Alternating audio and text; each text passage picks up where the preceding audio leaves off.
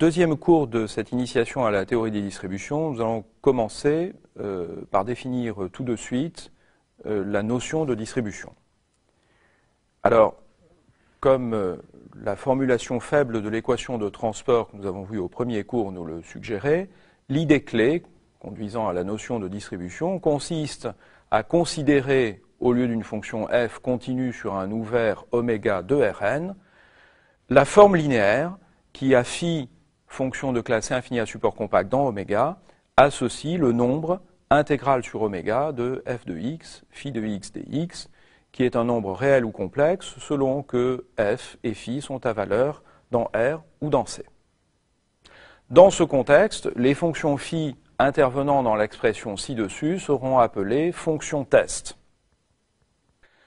Alors dans toute la suite du cours, on va avoir besoin de manipuler des expressions un petit peu compliquées avec des dérivées partielles, et donc il est bon de se familiariser avec les notations usuelles pour les calculs mettant en jeu des dérivées partielles. Ces notations font intervenir la notion de multi-indice. Un multi-indice alpha, c'est simplement un m uplet, alpha 1, alpha 2, alpha m, de nombres naturels, d'entiers naturels. Et on définit en particulier la longueur d'un multi-indice alpha, que l'on note valeur absolue de alpha, qui est simplement égale à la somme alpha 1 plus alpha 2 plus alpha m, la somme des composants du multi-indice. Avec cette notion de multi-indice, il est très facile de noter les monomes de degré longueur de alpha où alpha est un multi-indice. En effet, si je prends x qui est un vecteur de R puissance m, donc x égale x1, x2, xm, eh bien on notera x puissance alpha, où x est un vecteur de Rm et alpha un multi-indice à m composantes. On notera x puissance alpha, le monôme, x1 puissance alpha 1, x2 puissance alpha 2, etc., xm puissance alpha m.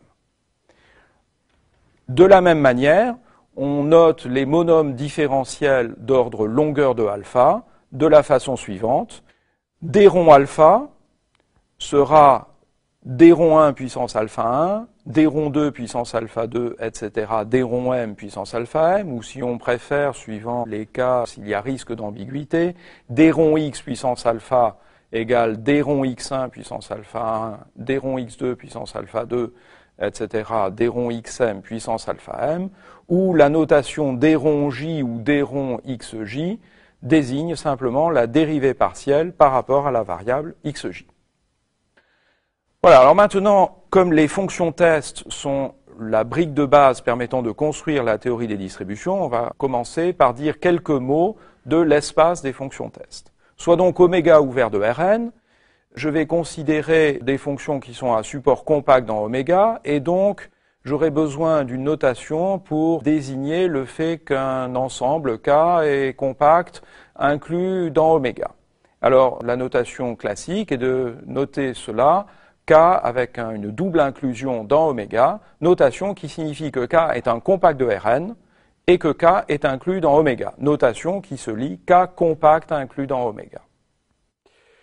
Pour tout K compact inclus dans oméga, on notera désormais C infini indice K de oméga, l'ensemble des fonctions phi de classe C infini dans oméga à support inclus dans le compact K. Sur l'ensemble C infini K de oméga, qui est un espace vectoriel sur R ou sur C, suivant que l'on considère des fonctions à valeur réelle ou complexe, on définit une famille de normes de la manière suivante. Pour tout entier naturel P et tout phi appartenant à C infini K de oméga, la norme d'indice pk de phi sera définie comme étant le max des d rond alpha phi de x lorsque x décrit k et que la longueur du multi-indice alpha est inférieure ou égale à p. Alors évidemment, l'espace C infini à support compact dans oméga, l'ensemble des fonctions test, n'est pas un espace vectoriel normé. En revanche, ce qui est évident, c'est que l'espace C infini à support compact de oméga est égal à la réunion pour K compact inclus dans oméga des espaces C infini K de oméga, chacun de ces sous-espaces étant muni de la famille de normes d'indice pk définie ci-dessus. Alors maintenant, avec cela, on peut définir très simplement la notion de distribution.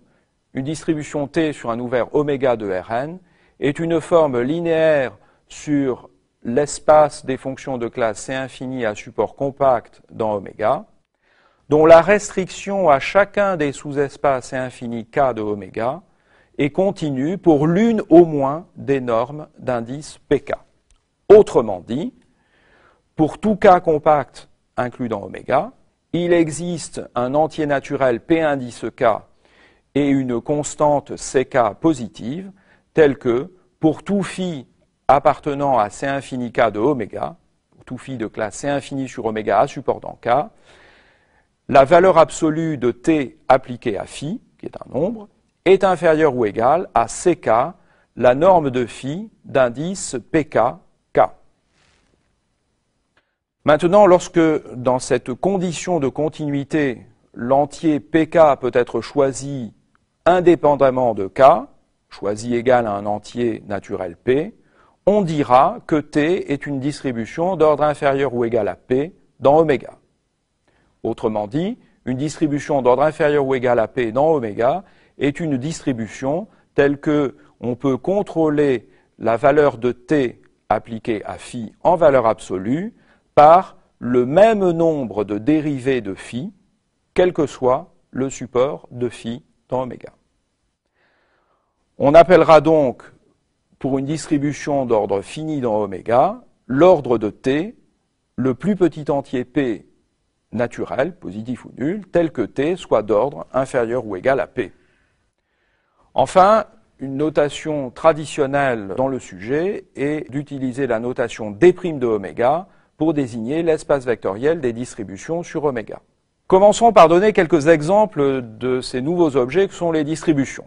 Alors le premier exemple, bien sûr, c'est celui des fonctions localement intégrables. Alors je rappelle qu'une fonction mesurable petit f définie presque partout sur oméga, un ouvert de Rn, et à valeur dans R ou C, est dite localement intégrable sur oméga si l'intégrale de son module sur n'importe quel compact K inclus dans oméga est finie. L'ensemble des fonctions localement intégrables sur oméga est un espace vectoriel sur R ou sur C, suivant que l'on considère des fonctions à valeur réelle ou complexe, et il sera noté L1 log de oméga.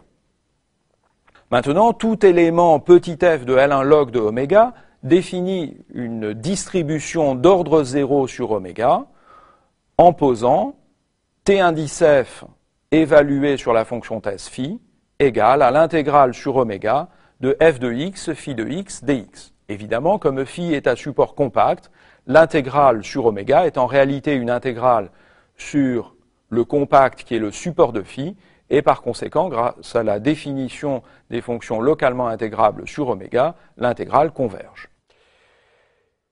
Deuxième exemple, l'exemple des masses de Dirac. Alors maintenant, je prends un ouvert oméga non vide de Rn, et je prends un point x0 dans oméga. Je définirai la masse de Dirac en x0 par la formule suivante. Masse de Dirac en x0, notée delta indice x0 évalué sur la fonction test phi, sera tout simplement égal à phi calculé au point x0 pour tout phi dans C infini à support compact de oméga. On vérifie sans difficulté que delta indice x0 est une distribution d'ordre 0 sur oméga. Plus généralement, au lieu des masses de Dirac, on peut considérer des distributions de Dirac. C'est notre troisième exemple que l'on va restreindre au cas de la droite réelle, soit I, un intervalle ouvert non vide de R, et x0, un point de cet intervalle ouvert I. Pour tout P entier naturel, on définit la distribution de Dirac d'ordre P en x0 par la formule delta d'ordre P en x0 appliqué à phi égale moins 1 puissance P, phi dérivé P fois évalué au point x0 pour tout phi de classe C infini à support compact dans I. Nous verrons plus loin la raison du facteur moins 1 puissance P qui apparaît devant cette formule. Il est évident avec cette définition que la distribution de Dirac d'ordre P, delta x0p, est bien une distribution d'ordre P sur I au sens de la définition ci-dessus. Maintenant, la notion de distribution ainsi construite généralise bien la notion de fonction. En tout cas, au moins la notion de fonction localement intégrable. On rappelle que le but de la théorie des distributions était de construire un calcul différentiel généralisé sur des objets plus généraux que les fonctions, en tout cas que les fonctions continues, et comme on va le voir, plus générales que les fonctions localement intégrables. Alors ceci est expliqué par la proposition suivante, qui dit que, étant donné un ouvert oméga de Rn, l'application linéaire qui à f associe la distribution T indice f, qui est définie sur L1 log de oméga à valeur dans D' de oméga, cette application linéaire, elle est injective, mais non surjective. Alors, le caractère non surjectif est évident. Prenons par exemple le cas où oméga est la droite réelle et où P est un entier naturel strictement positif. On a vu dans l'exemple 3 ci-dessus que la distribution de Dirac delta 0p est une distribution d'ordre P. Ici, P est strictement positif, donc en aucun cas cette distribution ne peut s'écrire sous la forme T de f, puisque une distribution T de f avec f localement intégrable sur oméga serait d'ordre 0. Autrement dit, la distribution de Dirac d'ordre P en 0 ne peut pas s'écrire sous la forme T de f avec f localement intégrable sur R. Cette distribution n'est pas dans l'image de l'application linéaire qui à f associe Tf. L'injectivité, en revanche, elle est obtenue en vérifiant que si l'intégrale sur oméga de f de x, phi de x dx est égale à 0 pour toute fonction test phi de classe C infinie à support compact dans oméga, alors f est égal à 0 presque partout sur oméga. Nous avons déjà rencontré un énoncé analogue à celui-ci au cours numéro 1, où on supposait que f est non pas seulement localement intégrable, mais continu sur oméga. Alors la démonstration dans le cas où f est seulement localement intégrable sur oméga est essentiellement identique et utilise un petit argument classique en théorie de l'intégration, en plus de la démonstration qui a été vue au premier cours pour conclure. Alors dans toute la suite, puisque l'application qui a une fonction localement intégrable sur oméga associe la distribution qu'elle définit sur oméga, puisque cette application linéaire est injective, cela veut dire que la distribution Tf caractérise complètement l'élément petit f de L1 log, et donc on identifiera systématiquement toute fonction localement intégrable petit f à la distribution Tf qu'elle définit. Continuons avec les exemples de distribution et disons quelques mots de la notion de distribution positive. Alors une distribution T appartenant à D' de oméga, où oméga est un ouvert de Rn, sera dite positive si elle prend des valeurs positives sur les fonctions test phi de classe C infinie à support compact dans oméga, qui sont positives ou nulles partout sur oméga. Cette propriété sera notée T positive ou nulle sur oméga. Alors voilà quelques exemples de distribution positive. Évidemment, la masse de Dirac en 0 est une distribution positive sur Rn. De même, pour tout f localement intégrable sur un ouvert oméga de Rn, il y a équivalence entre le fait que la distribution T indice f est positive ou nulle sur oméga et le fait que la fonction f est positive ou nulle presque partout sur oméga. Les distributions positives sont importantes dans la théorie des distributions à cause du théorème suivant qui dit que si je prends un ouvert oméga de Rn et une distribution sur cet ouvert oméga, alors si cette distribution est positive ou nulle sur oméga, forcément elle est d'ordre 0.